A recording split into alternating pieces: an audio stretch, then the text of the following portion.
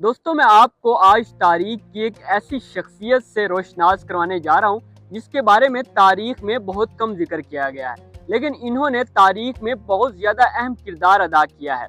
ये मलका नूरजहां थे, उनके भाई थे, और मलका मुमताज़ जिनके नाम से ताजमहल बनाया गया इंडिया में, उनके ये वालिद थे और शाहजहां के ये ससुर थे। तारीख में इनका बहुत ज़्यादा किरदार है। इवन शाहजहां को इन्होंने जो बादशाह बनाने में भी इनका किरदार था। जो इनकी बहन नूरजहां थी, वो चाहती थी कि उनके दामाद शहरयार जो हैं वो जहांगीर की वफात के बाद बादशाह बने, लेकिन आसिफ खान ये चाहते थे कि इनके दामाद शहनशाह शाहजहां जो हैं वो बादशाह बने। तो आसिफ खान जो है ये जंग या ये बहस जो है वो जीत गए और इनके दामाद जो शाहजहां थे वो बादशाह बन गए इस पूरे बरे सगीर के। आसिफ खान की 1641 में जब वफात हुई तो इनके दामाद शाहजहां ने इनके लिए एक आलीशान मकबरा तामीर करवाया, जिसको मकबरा आसिफ खान का नाम दिया गया। और इस मकबरे को शाहजहां ने अपने वालिद का जो मकबरा है यानी शहनशाह जहांगीर के लिए जो मकबरा बनाया गया था उसके अहाते में तामीर करवाया। ये मकबरा जो था वो बहुत ही आलीशान था और अपने दौर के जो मुगल बादशाह और ख़ासतौर पे शहनशाह शाहजहां जो है वो तामीरात के हवाले से पहचाने जाते थे।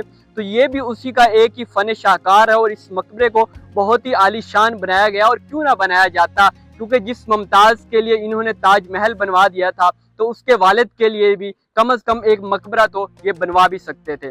और ये वफा ने भाई शाहजहां को बादशाह बनवाने में भी आसिफ खान ने बहुत किरदार अदा किया था और उनकी वफात के बाद जो है उन्होंने ये मकबरा बनाया। ये मकबरा बहुत ही आलीशान था और इसमें संगे मरमर, हीरे, जवाहरात और कीमती धातों का इस्तेमाल किया गया था।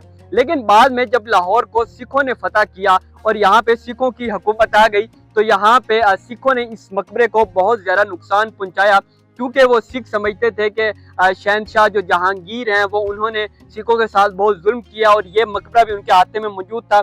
यहाँ पे बहुत सारी कीमती दाते, हीरे, जवाहरात सिख जो हैं वो यहाँ से उखाड़ लिए उन्होंने। और अब आप इस मकबरे की खस्ता हालत देख सकते हैं।